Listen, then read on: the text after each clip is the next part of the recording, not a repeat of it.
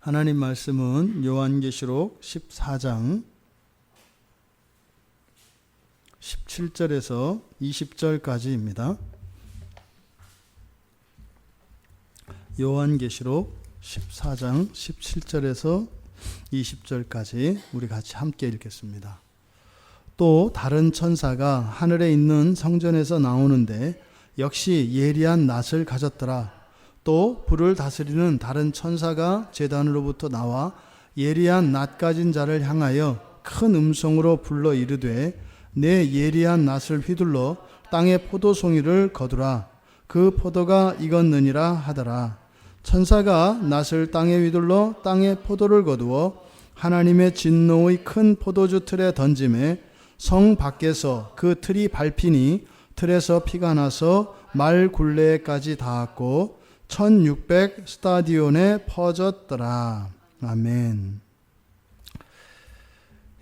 이제 진노의 포도주 틀에 이제 포도를 수확하여 그것을 짜서 포도즙을 내는 그런 장면이고 그런 예언입니다. 여러분, 이 요한계시록은 과거에 일어난 일이기도 하고 또 우리들의 현재의 삶 속에서 일어나고 있기도 하고 또 종말에 성취되어지기도 할 말씀이다. 이것을 잘 기억하시기 바라고, 우리들의 역사 속에서 또 우리들 개인의 과거 속에서 이 말씀이 비춰주는 바, 우리들이 아직 우리들 각자가 살아왔던 우리들의 인생길에 대하여 밝혀지지 않은, 드러나지 않았던 그런 부분들이 오늘 이 말씀을 통하여 드러나기를 바라고, 현재의 삶 속에서 계속되어지고 있는 어둠의 영역들이 있다면 이 말씀으로 비추어져서 그 어둠을 깨뜨리고 빛으로 나올 수 있게 되길 바라고, 또 우리가 이런저런 핑계로 온전한 신앙 안에 머물지 못하고 하나님 말씀에 대해서 대적하고 불평하고 불만하고 또 이런저런 핑계로 하나님 앞에서 도망다녔던 이러한 일들이 장차 되어질 그 하나님의 일에 대한 계시를 알게 됨으로써 다시 한번 우리의 마음을 고쳐잡고 그동안은 할 수 없었던 그런 힘들이 오늘 이 시간 공급되기를 바랍니다. 그것이 하나님께서 세례 요한에게 이 요한계시록의 환상을 보여주시고 기록하게 하신 목적입니다. 그 모든 유익이 우리 모두에게 임하길 바랍니다. 앞에서 구름 위에 앉으신 이가 낫을 땅에 던지셨어요. 우리말 성경에 휘둘렀다 이렇게 되어 있는데, 그때 땅이 이제는 더 이상 가라지가 날 수 없는 근본적인 변화가 땅에 일어났다 이렇게 말씀을 드렸습니다. 여전히 거기에는 뭐가 있어요? 아직 가라지가 남아있다. 그런데 더 이상은 가라지가 날 수 없다 이 말이에요. 땅이 태초에 사람의 죄로 인해서 저주를 받았던 그 땅이 완전히 회복되어진 상태, 그리고 이제 가라지를 모아서 태울 일만 남아있다 이 말입니다. 마태복음 13장 39절에서 43절까지 보면 가라지를 마귀가 이렇게 뿌리고 갔단 말이에요. 그때 그것을 예수님께서 말씀을 하셔요. 천사를 보내서 그 천사들로 하여금 마지막 날에 거두어서 다 태워버릴 것이다. 이렇게 이제 말씀을 하셨습니다. 그래서 그때 어떤 이야기를 하시냐면 41절에서 그들이 그 나라에서 모든 넘어지게 하는 것과 불법을 행하는 자들을 거두어 내서 풀무불에 던져 넣으리니 거기서 울며 이를 갈게 되리라. 그런데 그때에 의인들은 자기 아버지 나라에서 해와 같이 빛날 것이다.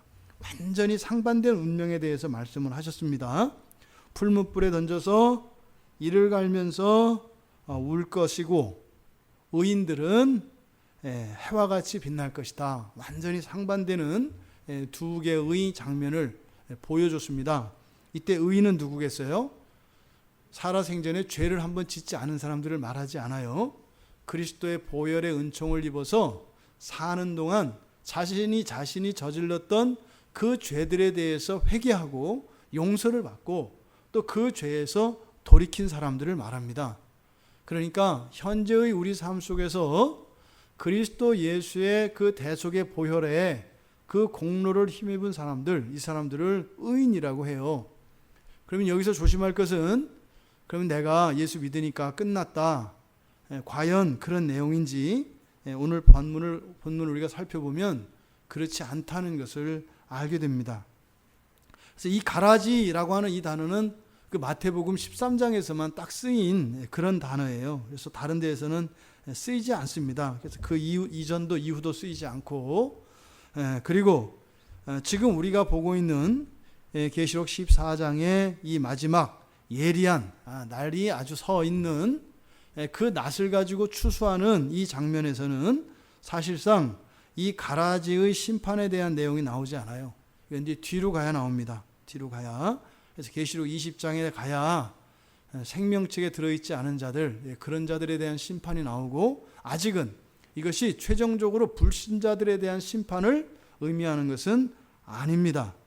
그리고 그러니까 지금 여기에서 이런저러한 두려운 심판의 이미지와 상징들이 막 사용됩니다만, 이것은 아직 우리가 흔히 말하는 구원받은 자와 멸할 자들에 대한, 그 불신자들에 대한 최종적인 심판에 대한 내용이 아니에요.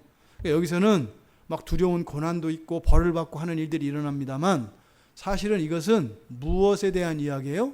구원에 대한 이야기예요. 구원에 대한 이야기. 그래서 여전히 이 심판에 대한 하나님의 진노에 대한 메시지가 선포되고 있지만, 이것은 구원하시는 그 하나님의 은혜로운 구원 사역에 대한 이야기다. 이것을 염두에 두고 들으시기 바랍니다.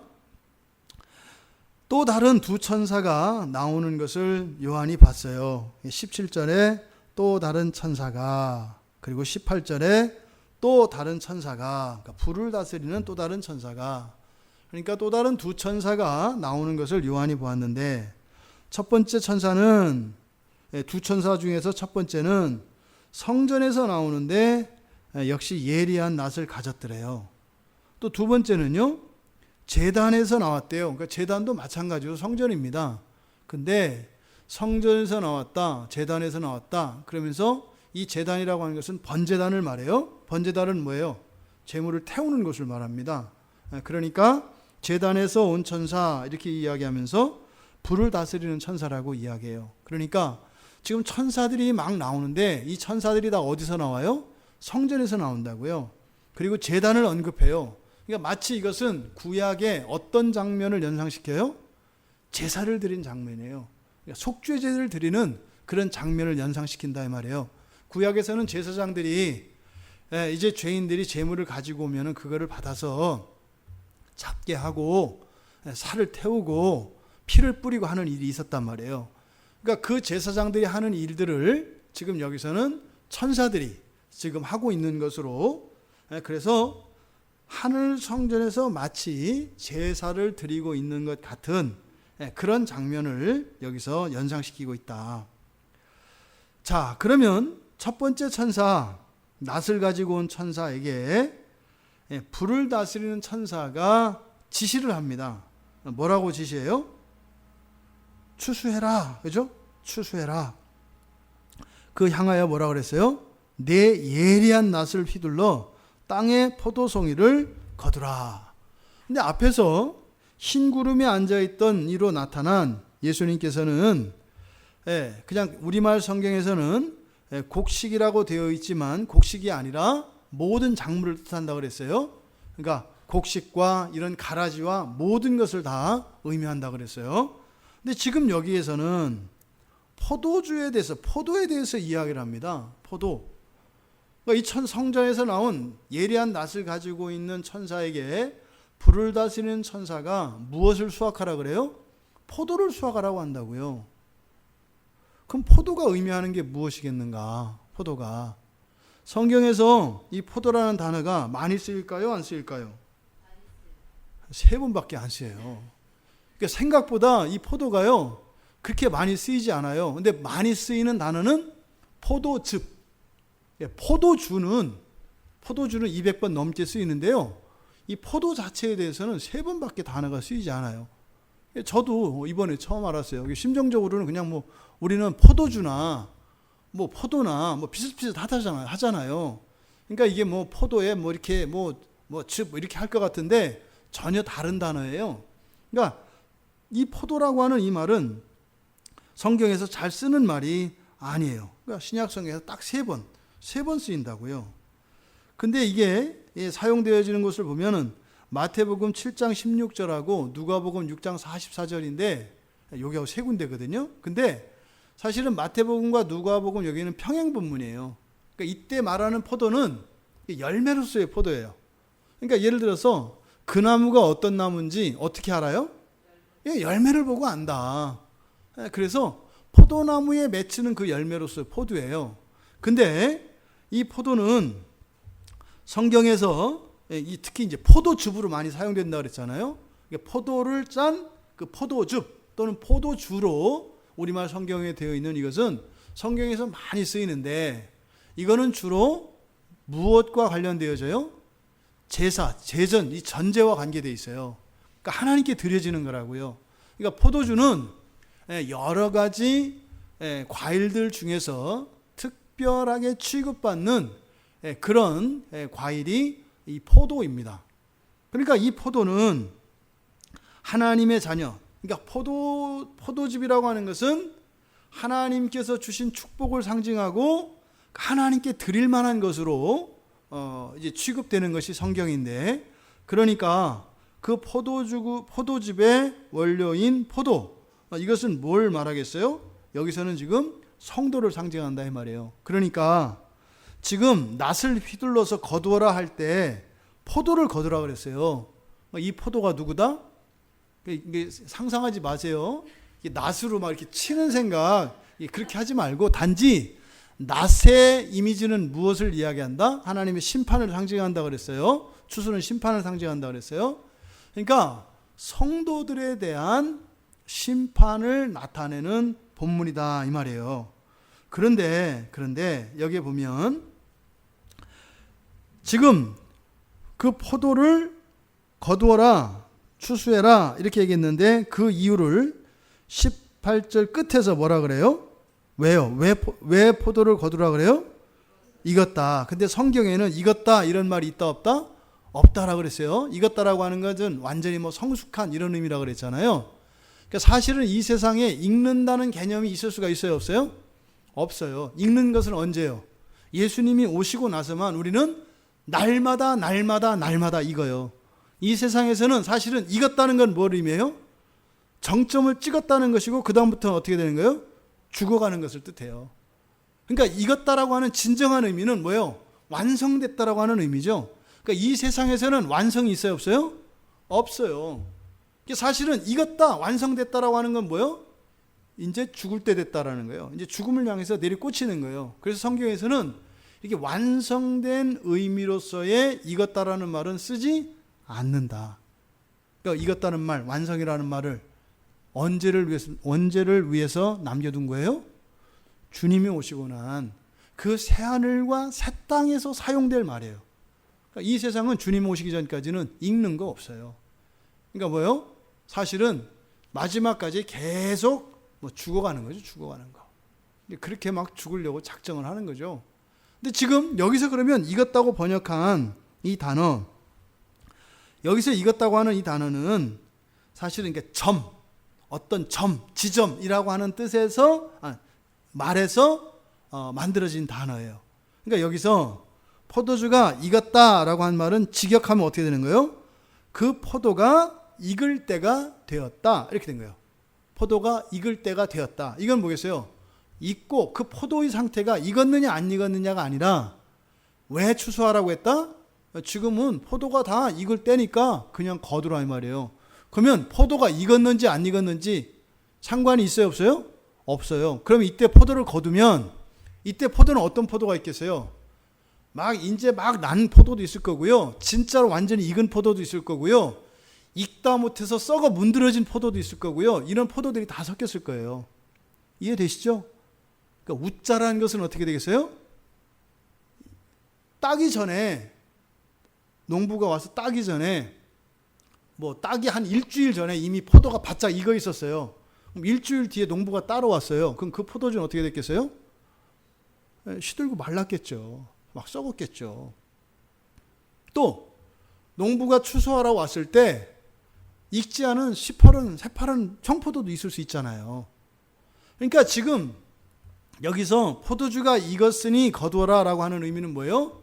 추수의 때가 됐다라는 거예요. 추수의 때가 됐으니까 거둬라 라고 한 거예요. 이게 언제예요?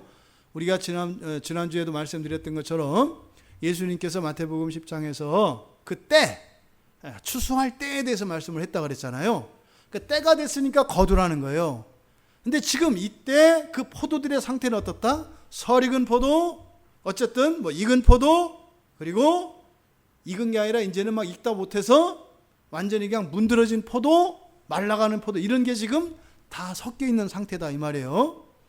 근데 그것을 전부 다 땁니다. 전부 따서 어디에다 놔요? 포도는 따면 포도는 이렇게 과일을 그대로 두고 먹는 것이 아니라 쉽게 부패하기 때문에 어떻게 해요? 이거를 포도주로 즙을 만든단 말이에요. 밟아가지고 이게 포도 틀이 이제 그렇대요. 이렇게 땅에 이렇게 이제 구덩이를 파요. 그리고 바닥에다가 얇게 이렇게 골을 파가지고 그거 막 밟아요. 밟으면 어떻게 되겠어요? 포도가 으깨지면서 줍이 되고 그 밑에 골을 판 대로 이렇게 따라 흘러갈 거 아니에요. 그렇죠? 그럼 그 밑에 이제 이렇게 통이 있는 겁니다. 그래서 이제 포도즙만 받아서 그거를 이제 땅 속에 또 독에 이렇게 담아놓고 사용하는 거예요. 근데 지금 그 포도즙을 짜는 틀을 뭐라고 해요? 여기서 진노의 큰 포도주 틀이라고 해요. 그러니까 그냥 정상적으로 포도를 추수해서 수확을 하는 이런 기쁨의 의미가 아니죠. 뭐예요? 그냥 따서 그냥 으깨는. 사실은 여기서 사용하는 이런 포도를 짜가지고 막 으깨는 이런 이미지는 이사야서 63장 1절에서 6절 그리고 요엘서 4장 13절 14절에서 가져온 간접 인용한 비유예요. 근데 그때 이사야서 63장과 요엘서 4장에서 사용한 이 이미지는 뭐냐면 이때 밟는 게 누구냐면 이방의 군대들이에요. 이스라엘을 괴롭힌 이방의 군대들을 하나님께서 벌을 주시는 장면이에요. 근데 지금 여기서 이 포도는 누구를 말한다? 하나님의 백성들을 의미한다고요. 그러니까 신자들을 이렇게 박해하고 이랬던 원수들이 아니에요. 그러니까 하나님의 자녀들 뭐겠어요? 그리스도인 신자들을 말한다 이 말이에요. 그 신자들을 다 거두어서 심판하시는 때에 대해서 얘기하고 있다. 근데 지금 그 진노의 포도주 틀이 어디에 있어요? 20절 보니까 성 밖에 있어요. 성 밖에. 그 틀이 성 밖에 있어요. 성 밖이라고 하는 의미는 우리들은 이렇게 와닿지 않지만 도성 밖 하면 이스라엘 사람들에게 딱 떠올리는 것은 여러 가지 의미가 있어요. 예수님이 십자가에서 죽으신 데가 어디예요? 도성 밖이에요. 성 밖에서 돌아가신단 말이에요. 또 그 스데반 집사님이 순교당하실 때 사람들이 돌로 쳐 죽여요. 어디서 쳐 죽여요? 도성 밖으로 몰아내고 쳐 죽여요. 그러니까 이 도성 밖이라고 하는 것은 어떤 의미가 있어요? 부정한 것을 정결하게 하는, 부정을 깨트려 버리는 그것이 도성 밖이에요. 원래 이스라엘 백성들도 광야에서 부정을 타면 어떻게 해요? 진 밖으로 나갑니다. 진 밖으로 나가서 그 부정을 정화시켜서 정결하게 된 뒤에 돌아오는 거예요. 그러니까 지금 여기서 포도주 틀이 성 밖에 있다라고 하는 의미는, 그리고 성 밖에서 진노의 포도주 틀에서 으깨는 이 장면은 바로 무엇인 거예요? 신자들의 부정한 것들을 어떻게 하시는 과정이다? 정화시키는 과정이다 이 말이에요. 신자들에게 있는 이 부정한 요소들, 악한 요소들을 정화시켜서 거룩하게 바꾸시는 그 과정을 지금 여기서는 뭐라고 해요? 포도주 틀에 넣고 밟힌다 이렇게 얘기한단 말이에요. 수동태를 써요. 여기 보니까 우리말 그렇게 돼 있죠. 그 틀이 밟히니 누가 밟을까요? 거기에 대해서는 지금 여기에 정확히 나와 있지 않아요. 천사들이 밟는 건지 주님이 밟는 건지 누가 밟는지는 몰라요. 근데 그거에 대해서는 그 주체를 성경이 정확하게 안 밝혀요. 뭔만 밝혀요? 밟힐 거다라는 거예요. 밟힐 거다. 여러분, 신자들이 밟힐 거라는 거예요. 이게 굉장히 좀 칙칙하고 무겁고 부담스러운 얘기라서 목사님들이 안 해요. 언제부턴가 그냥 하나님은 사랑이시다. 교회는 모든 게 가한 거고 그냥 이렇게 따뜻한 곳이고 그냥 하하하 웃고 이렇게 스마일 하는 곳이고 그냥 믿으면 그냥 예수님 오실 때까지 뭐 이렇게 참고 이렇게 살아가면 다 그냥 예수님만 오시면 뭐 그냥 대박 사건이어가지고 모든 게 다 해결될 거다. 이런 식으로 거짓말이 교회 안에 들어왔어요. 근데 성경은요 그렇게 얘기 안 해요, 여러분. 저 자신부터도 그런 거짓말을 많이 들었기 때문에 마음 한구석에서 은근히 믿는 게 있어요. 그래도 괜찮겠지. 뭐 이렇게 해도 뭐 하나님이 용서해 주시겠지. 그리고 뭐 이 정도는 다른 사람에 비해서 내가 심한 것도 아닌데 제 얘기하는 거예요, 제 얘기. 저 자신에게도 이런 게 있었어요. 그러니까요. 성경을 잘못 알게 되면은 인생 자체가 꺾여요. 신앙생활 자체를 제대로 할 수가 없다 이 말이에요. 근데 지금 여기서는 뭐라고 이야기해요? 밟힌대요. 누가? 포도가, 신자가 어느 정도로? 으깨진대요. 완전히 진이겨져서 피가 어디까지요? 말 굴레까지 닿고 1600 스타디온에 퍼졌다. 이거는 어마어마한 양의 피가 흐른다는 거예요. 누구를 밟아서? 이때 피는요 진노의 포도주니까 이 피는 어떤 거겠어요? 거룩한 예수 그리스도의 보혈과 같은 피겠어요? 아니면 더럽고 악신하는 피겠어요? 더럽고 악진하는 피가 이렇게 많대요. 누구에게요? 성도라 불리는 그리스도인들에게서 이렇게 더럽고 추악한 냄새나는 피가 이렇게 많이 흘릴 거라고 성경은 이야기하고 있는 거예요. 성경에서요 심판에 대해서 얘기를 합니다.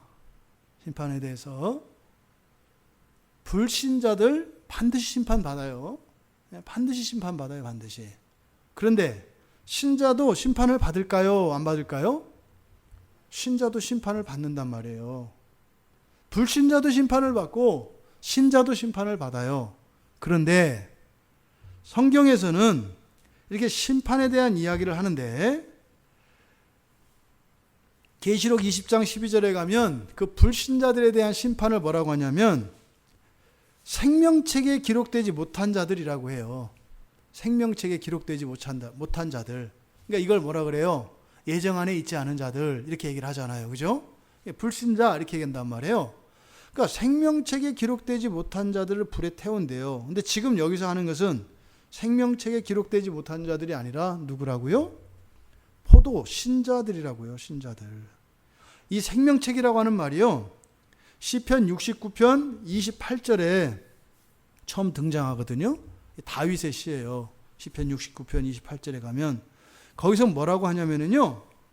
하나님 여호와여 저 악인들을 생명책에서 지워주세요 그래요. 그러니까 이름을 지워달라고 하는 것은 그 이름이 생명책에 기록됐어요 안 됐어요? 아니 지워달라고 하는 거는 쓰여진 거예요 안 쓰여진 거예요? 쓰여진 거죠. 쓰여져 있으니까 지우라고 하는 거 아니에요. 그러니까 거기서 말하는 다윗이 말하는 악인은 누구예요? 생명책 안에 이름이 적히지 않은 사람들이 아니라 적혀 있는 사람들을 말해요. 근데 생명책에 이름이 적혀 있는데 다윗이 보기에는 어떻게 해야 될 사람들이에요? 지워버려야 될 것 같은 사람들이라고요. 그 사람들을 뭐라고 해요? 악인이라고 그래요. 교회 안에 악인들 있죠. 여러분 안에 악인의 모습 있죠. 그걸 말하는 거예요. 여기서 말하는 심판은 신자들 안에 있는 이 악에 대한 심판입니다. 그리고 신자가 순종한 것이 있고 불순종한 것이 있어요. 그죠? 여러분들이 지금까지 살면서 하나님 말씀에 순종할 때도 있었고 불순종한 때도 있었잖아요. 순종한 거에 대해서는 하나님이 어떻게 하세요? 반드시 상으로 갚아주세요. 비교할 수 없을 정도로 큰 상으로 갚아주세요. 그때 비교할 수 없을 정도로 크다라고 하는 것은 이게 물질적인 가치로 환산할 수 있는 그런 게 아니에요. 물질적인 가치로 바꿀 수 있다는 것은 큰 게 아니에요. 예를 들어서 뭐 한 가지 순종했더니 뭐 이 세상에 있는 모든 다이아몬드를 다 줬다더라. 그거는 큰 거 아니에요. 왜? 계량이 되잖아요. 근데 마지막에서 크다라고 하는 것은 계량되지 않는 무한한 것에 큰 것을 말하는 거예요. 그러니까 순종은 상급으로 주어져요, 분명히. 그러니까 그 상급에 대한 소망, 그 열망이 우리들이 순종할 동기를 부여해줘요. 그 받을 상에 대한 이런 열망이 우리로 하여금 힘을 내게 하고 하나님 말씀에 순종하며 살아갈 때 오히려 그것으로 인하여 고난과 박해가 있고 오히려 그것으로 인하여 내 삶이 어려워질지라도 바라볼 그 상을 바라보면서 그 어려움을 이길 수 있도록 한다 이 말이에요. 순종에 대해서 약속된 상이 그래요. 근데요, 불순종에 대해서는 무엇이 약속되어 있어요? 심판이 약속되어 있다고요. 다윗이 오죽했으면 지워주세요 그래요. 우리도 그러지 않아요? 뭐 교회 안에서 어떤 뭐 목사님이나 장로님이나 유명한 분들이 막 죄를 져가지고 막 교회를 망신시키고 그런 사람들 때문에 막 교회 떠나고 그럼 어떻게 해요? 그렇게 얘기하잖아요. 하나님, 저 목사님의 이름을 생명책에서 지워주세요. 이렇게 얘기하잖아요. 다윗도 똑같이 하는 거예요. 여러분도 그러잖아요. 같은 지체고 공동체에서 여러분들이 지금까지 신앙생활을 해오면서 여러분들이 모르겠어요. 뭐 그런 일이 있었는지 없었는지 모르겠지만 교회 안에서 여러분을 누군가가 굉장히 이유도 없이 막 누명을 씌우고 괴롭히고 했던 사람이 있을 수 있어요. 그러면요, 생명책에서 지워주세요. 이런 마음이 든단 말이에요. 그때 말 못하면 어떻게 돼요? 이제 속병 나는 거예요. 속병. 그죠? 그럴 때 어떻게 하라 그랬어요? 하라 그랬죠, 기도. 그렇게 기도하라고요. 다윗도 했잖아요. 하나님, 저 인간을 생명책에서 지워주십시오. 이렇게 하라고요. 속 후련해지게. 그거 안 하면 병 걸린다니까요, 여러분. 하고 나면 대신 회개해야 돼요. 근데 병은 안 걸려요, 그렇게 하면. 그래서 속에서 있으면서 마치 착한 사람인 척, 다른 사람이 암만 괴롭혀도 미워하지 않는 사람인 척 이렇게 웃고 뒤에 가서는 인상 쓰면서 어우 저 죽일 인간 이러지 말고 하나님께 대놓고 생명책에서 지워주시옵소서 하라 이 말이에요. 맘 놓고 하라고요. 맘 놓고. 그런 경험이 필요해요. 그렇게 해서 그 부분을 극복했을 때 그런 일이 나에게 있을 때 그 사람을 미워하지 않을 수 있도록 내 본성의 변화가 일어나요. 근데 참고 지내면요, 어느 날 엄한 데 가서 화풀이 하는 거예요. 그 사람은 그 왜 폭탄이 왜 터졌는지 몰라. 이게 그렇게 참지 마라 이 말이에요. 하나님께, 사람한테 하라는 게 아니라 대놓고 너는 생명책에서 지워지길 이렇게 하라는 게 아니라 하나님께만. 그렇게 해서 또 지체를 그렇게 생명책에서 지우라고 한 것에 대해서 회개하게 되거든요. 그렇게 하면서 우리가 착해져요.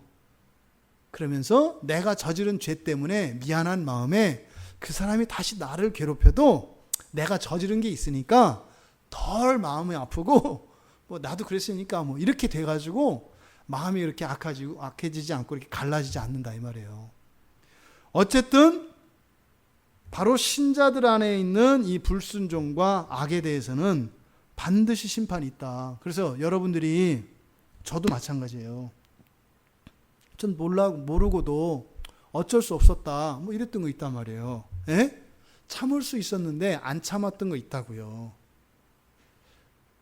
제가 저질렀던 모든 악들, 그리고 제가 행한 모든 불순종에 대해서 반드시 심판이 있다.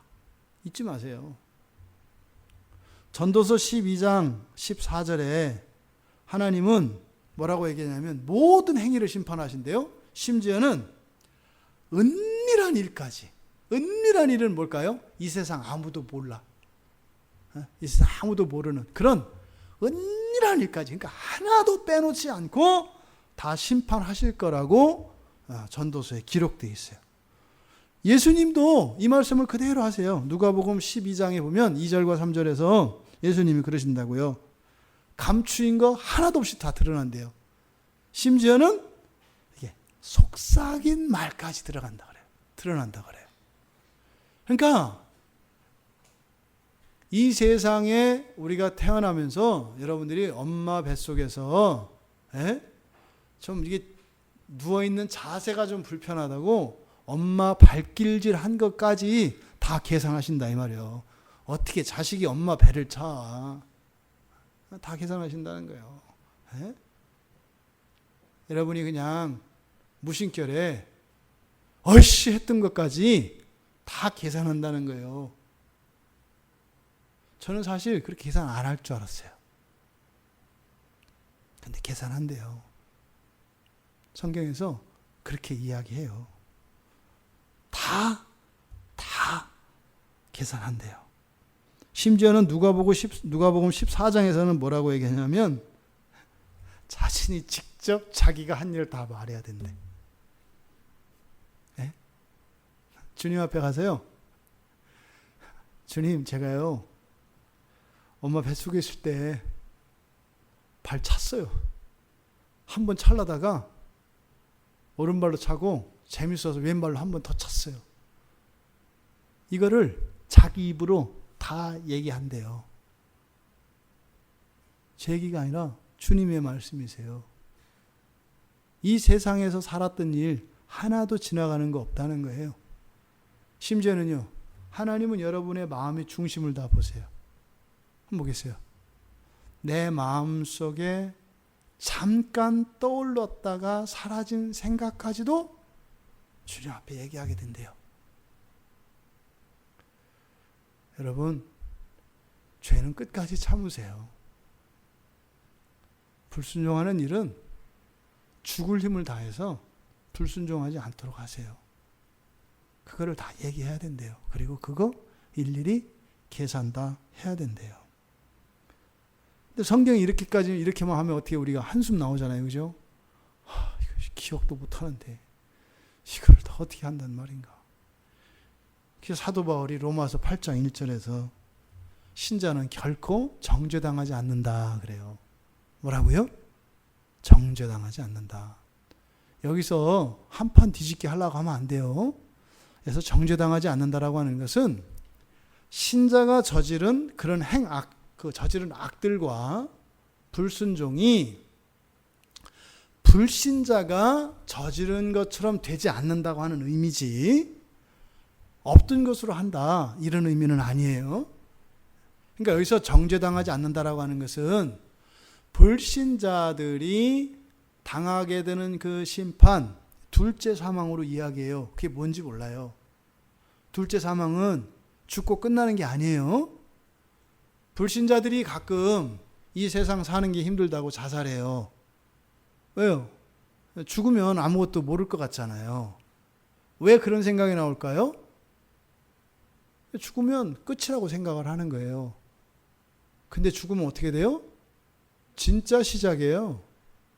그러니까 죄인들도 어떻게 하는 게 좋아요? 죄인들도 사는 데까지 죽으라고 사는 게 좋아요. 왜? 사는 게 별로 안 좋아도 사는 게 좋아. 왜? 죽고 나면 진짜 시작이거든. 그러니까 어떻게 해서는 오래 살라고 어떻게 해요? 건강하고 운동하고 그래야 되는 거예요. 신자든 불신자든. 신자는 여기가 더 좋아서 그러는 게 아니죠. 그렇죠? 신자는 이 세상에서 이루는 순종과 하나님을 알아가는 지식이 우리가 영원히 살아갈 그 하나님 나라에서의 어마어마한 진전을 일으키기 때문이에요. 그러니까 신자들에게는 살아있는 게 복이다라고 하는 의미가 상과 관련되어 있고, 불신자들에게 오래 사는 게 복이다라고 하는 의미는 벌과 관계되어 있어요. 이 세상에서 아무리 힘들어도 죽고 난 뒤에 받아야 되는 그 벌에 비하면 이건 벌도 아니라고요. 그러니까 죽는 순간 그 사람들은 죽자마자 동시에 일어나는 게 뭐예요? 취소예요, 취소. 취소! 근데 안 된단 말이에요. 딱 넘어가는 순간 딱 안다고요. 아닌데 하는 순간 돌아올 수가 없어요. 문이 딱 닫혀버려요. 그래서 불신자들도 오래 사는 게 복이에요. 어쨌든. 근데 여기서 정죄당하지 않는다는 것은 신자의 그런 잘못이 불신자의 그것과 같지 않다라는 거예요. 사도 바울이 또 고린도후서 5장 9절과 10절에서 고린도 교인들한테 또 그 얘기를 강조해요. 선악간에, 즉 선한 일과 악한 일 모두에요, 우리가 몸으로 행한 것을 따라 심판을 받는다, 이렇게 얘기해요. 잘한 것은 잘한 것대로, 못한 것은 못한 것대로 심판을 받는다고 이야기해요. 그러면 지금 여기서 그 포도를 수확해서 진노의 포도주 틀에 던지는 이것은 무엇에 관한 이야기겠어요? 신자들이 살면서 불순종했던 것들, 그리고 신자들이 살면서 저질렀던 이 악들에 대한 심판을 이야기한다, 이 말이에요. 신자들의 이 최후 심판에 대한 교리는 신자들을 이렇게 구원에서 떨어질까 봐 불안하게 하는 게 아니다. 제가 그랬죠? 지난번에 반어법으로 여러분 사는 동안 죄 실컷 짓고 회개 않고 살아도 여러분 구원 받아요, 이렇게 얘기했죠? 괜찮다고, 그래도 된다고, 그죠? 근데 괜찮다는 의미는 종말을 얘기한 거예요. 구원 받을 거예요. 근데 완전히 구원 받기 전에는 어떤 일이 있어요? 여기 포도즙 틀에 가서 밟혀야 돼요. 불 속에도 몇 번 들어갔다 나와야 되고요. 바늘방석에도 올라갔다 와야 된다고요. 여러분 사는 동안 마음대로 살아도 돼요. 신앙생활 대충대충 하고, 정욕 따라 살고, 하나님 욕하고, 하나님 말랑말랑하게 보고 살아도 돼요. 그때 된다는 의미가 뭐예요? 아무 일 안 일어난다는 게 아니에요. 그렇게 해도 하여튼 하나님이 온 뼈 마디를 다 부러뜨려가지고 다시 조립하고, 신경과 힘줄을 다 갈라내서 다 닦아가지고 다시 조립할 거라고 얘기한 거예요. 그거 하지 마세요. 거의 지옥에서 받는 것과 다르지 않은 형벌이 있어요, 여러분. 다만 지옥의 형벌은 영원해요. 근데 신자들이 받는 형벌은 자기가 저지른 죄만큼이라고요. 여러분들은 불순종할 자유가 있어요. 죄를 지을 권리가 있어요. 다만 무료가 아니다. 값을 치러야 한다는 거예요. 이거를 교회에서 애매하게 가르쳤어요. 그러니까요, 구원 받을까 못 받을까 이 문제가 아니라니까요.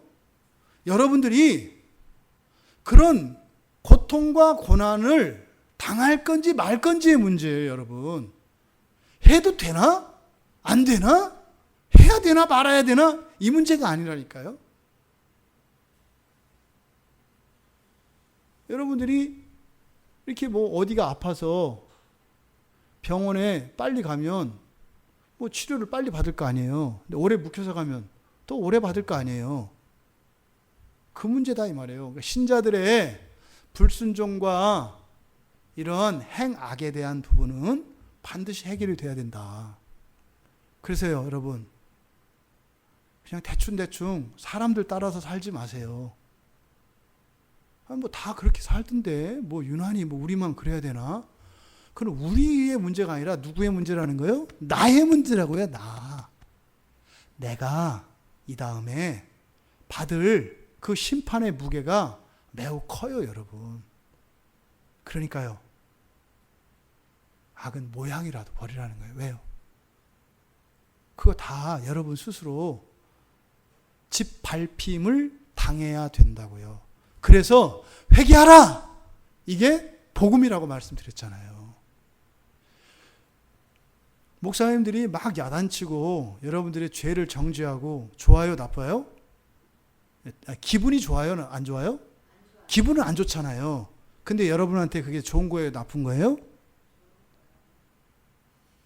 안 좋다고 할 땐 크게 얘기하고 그때 조그맣게 얘기하면 그 차별하는 거죠. 좋은 거예요, 여러분. 누군가가 하나님의 말씀을 이유로 해서 나를 불편하게 하고 내 마음을 좀 힘들게 하고 감사할 수 있는 그런 영적인 성도들이 되기를 바라요. 싫죠. 그렇다고 좋아라는 게 아니에요. 싫어요. 저도 싫어요. 저도 이렇게 성경 보면서도 싫은데요. 그런 말 이렇게 올 때 왜요? 이게 잘 안 될 것 같은데 싫거든요. 근데요. 그렇게 하면서도 감사하라는 거예요.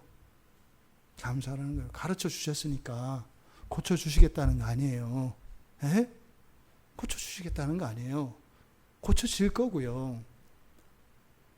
여러분, 마지막 날에 있을 이 심판에 대한 두려움이 없으니까 요새 성도들이 그렇게 건방지고 그렇게 막 가는 거예요. 성경 알기를 우습게 알고, 교회 알기를 아주 무슨 자기들이 운영하는 무슨 동호회처럼 생각하고, 뭐 동호회도 아니지. 그저 인터넷에 그 카페 만드는 거 이런 것처럼 생각하는 거죠. 여차하면 그냥 폐쇄시켜 버리면 되니까. 뭘 몰라서 그런다고요?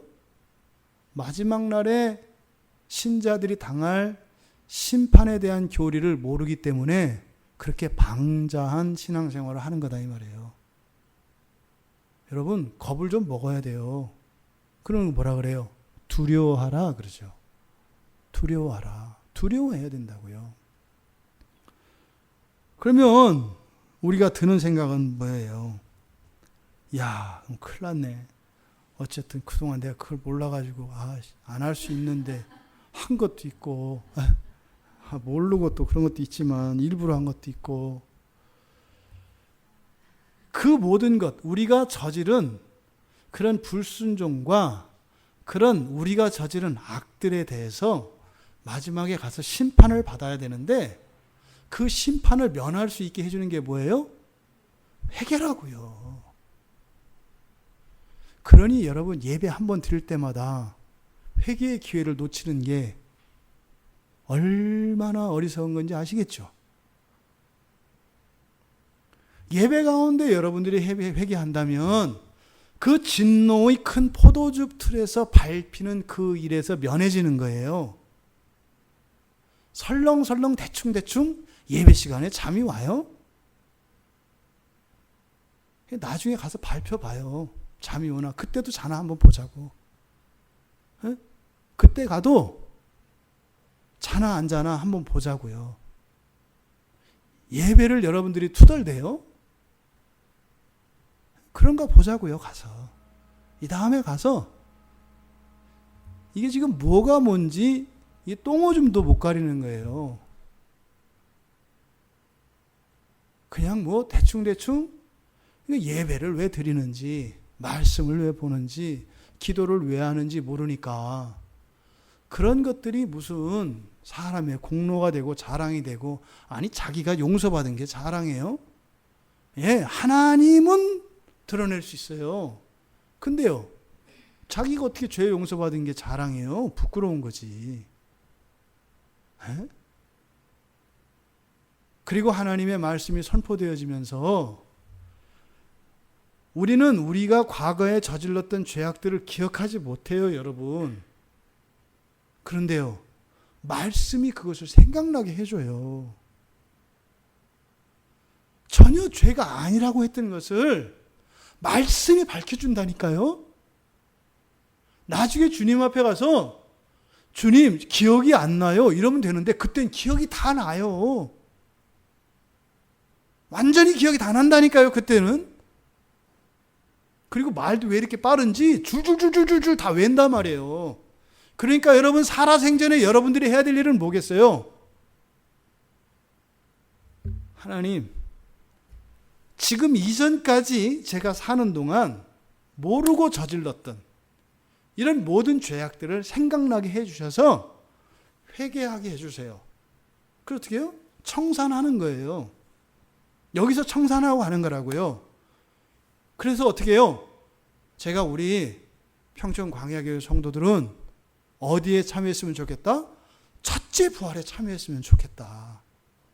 이 계시록에서 나오는 이런 환난과 이것을 피하는 첫째 부활에 참여하는 성도들이 다 되었으면 좋겠다.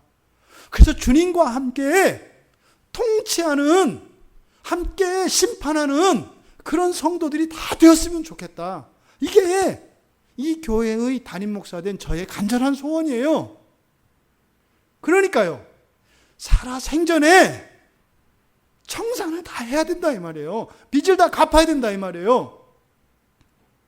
이러한 일이 일어나는 게 언제라고요? 예배 시간이라고요, 여러분. 예배 한번 나오는 게 얼마나 큰 유익인가 여러분 생각해 보세요. 이게 유익인지 잘 감이 안 오는 분들이 있을 거예요. 심각하게 지금 마음이 아주 먹구름으로 꽉 차 있는 상태예요. 완전히. 그렇다고 해서 그 먹구름이 있는 게 아니다. 나중에 어떻게 한다? 싹 거친다. 에? 그거 본인들이 다 받아야 된다 이 말이에요. 진짜예요, 여러분. 진짜라고요.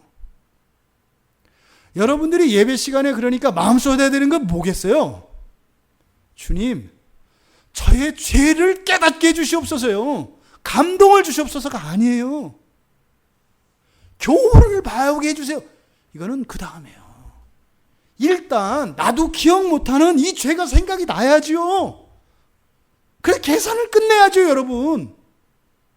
예배 시간에 그 마음이 있어야 한다니까요. 예배를 드렸는데 하나도 죄가 생각이 안 났어. 뭐예요? 밟혀야 돼요, 이 다음에. 덜 밟힐 수 있는 기회를 하나님이 주셨는데 그냥 지나쳤잖아요. 아깝다 이런 게 아니에요. 성경에서 뭐라 그래요? 이를 간다 그래요, 여러분. 이를 갈면서 피눈물을 흘려요.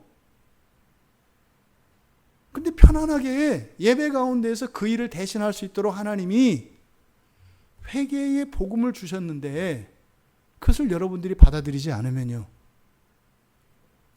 여러분 믿음대로 복음이 아닌 여러분의 몸으로 떼어야 돼요. 교회 다니고 예배 드리고 예수 믿는 거를 이렇게 무슨 뭐 생각, 마음의 평화 이런 거 생각하지 마세요. 굉장히 현실적인 거예요, 여러분. 실존에 관한 거라고요. 근데 여러분들이 대충 죄 짓고 살겠어요? 이걸 질까 말까 고민하겠어요? 아니, 고민하지 말고 하라니까. 대신 어떻게 해요? 밟힐 준비는 단단히 하고 있으라고요. 만약에 이런 거 있어요. 저지르고 나서 회개해야지. 그건 용서가 안 돼요. 그건 용서가 안 돼요. 저지르고 나서 회개해야지.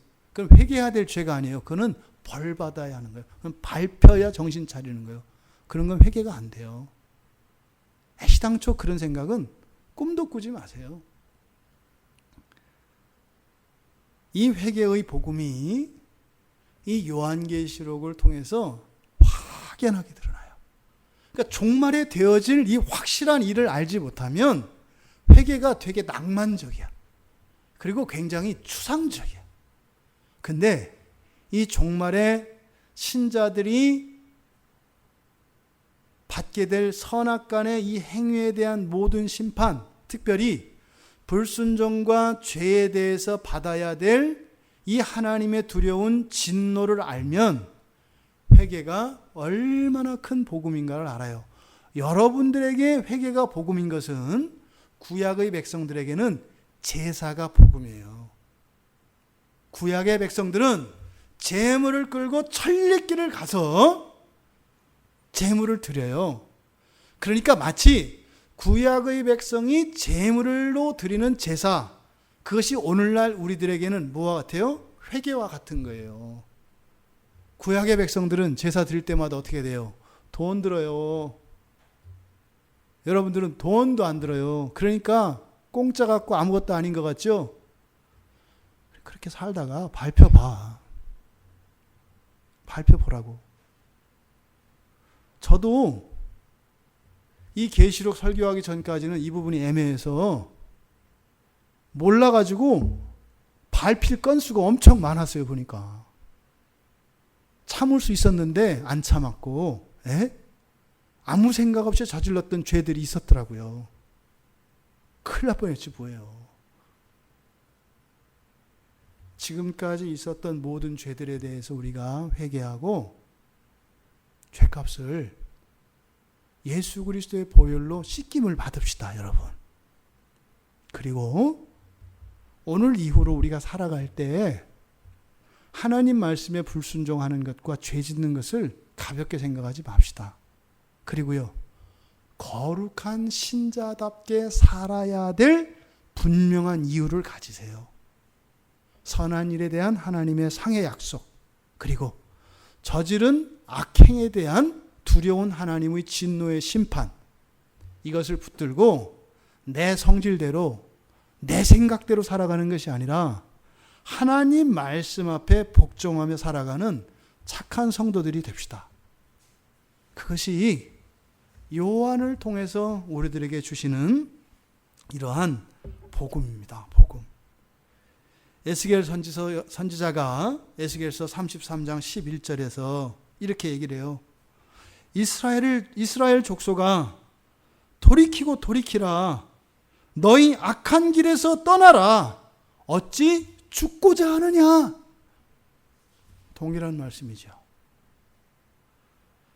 베드로 사도가 베드로 후서 3장 9절에서 하나님은 아무도 멸망하기를 원하지 않으시고요, 다 회개하기를 원하신대요. 왜요? 짓밟히지 않기를 원하신다고요. 두려운 하나님의 진노 아래에 짓밟히지 않기를 원하신다고요. 그럼 어떻게 해요? 사는 동안 회개를 통하여 또 우리가 과거의 그런 본성과 그런 죄로부터 돌이켜 과거에 저질렀던 그런 죄들을 다시 짓지 않으므로 우리의 본성이 어떻게 해요? 더 거룩해져 가는 거죠. 여러분, 어떤 경우에도 정결하지 않은 자가 하나님 나라 성에 들어가는 법은 없습니다. 요한계시록 끝장 22장까지 갈 때까지 다 마찬가지예요. 맨 끝에까지 이 정결의 문제가 해결되지 않은 사람은요, 못 들어가요.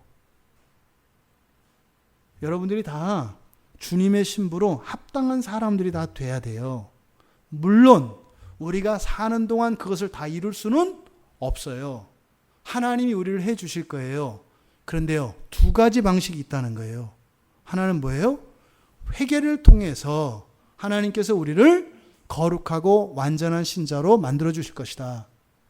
또 하나, 회개하지 않는 자에게는 하나님께서 직접 밟으셔서 으깨셔서 그렇게 해주시겠다는 거예요.